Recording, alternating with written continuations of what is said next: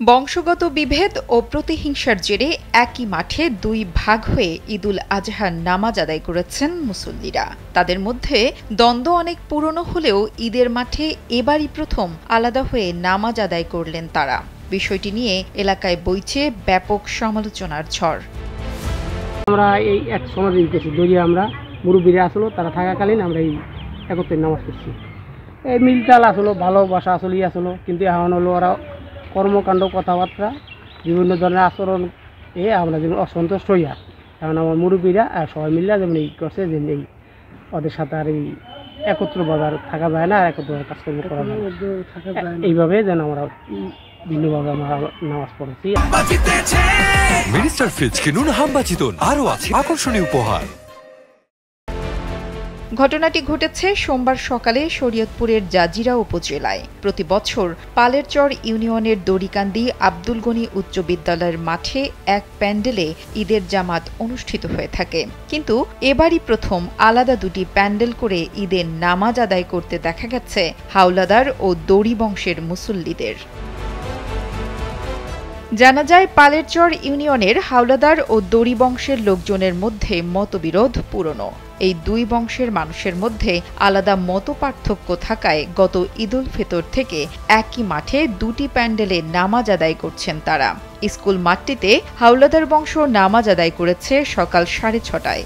অপরদিকে একই স্থানে দড়ি বংশের লোকজন নামাজ আদায় করেছে সকাল 7টায়। দুই বংশের মানুষের মধ্যে চলমান এই দ্বন্দ্বকে নেতিবাচকভাবে দেখছেন স্থানীয়রা। খুবই ন্যাক্কারজনক ঘটনা আমাদের কাছে মনে হয়েছে। একই মাঠ, একই স্থান, সেখানে তারা বিভক্ত হয়ে আলাদা করে নামাজ পড়তেছে, এটা আমার কাছে একটা প্রতিহিংসা রাজনীতি মনে হয়।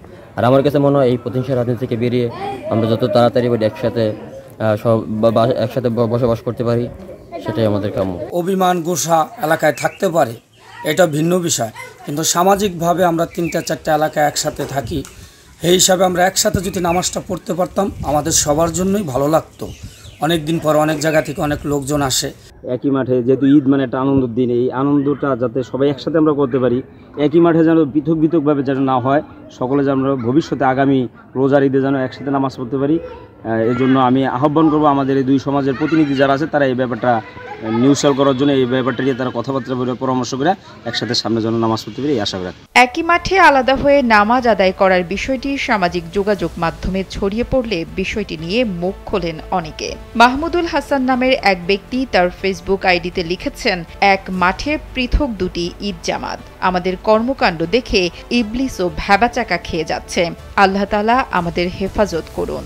নব আব্দুর রহিম নামের একজন পোস্টির ঘরে মন্তব্যে লিখেছেন, মুসলমানের ঐক্য খুব জরুরি বিষয়, সবাই এক উম্মাহ, ভাই ভাই, সবাই মিলে একটা শরীর, অথচ যত পারে ভাঙনের সুর বাঁধে এরা।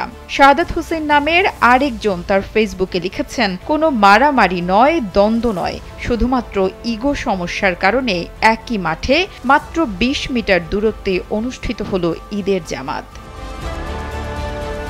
নুসরাত জাহান কলি, কালবেলা।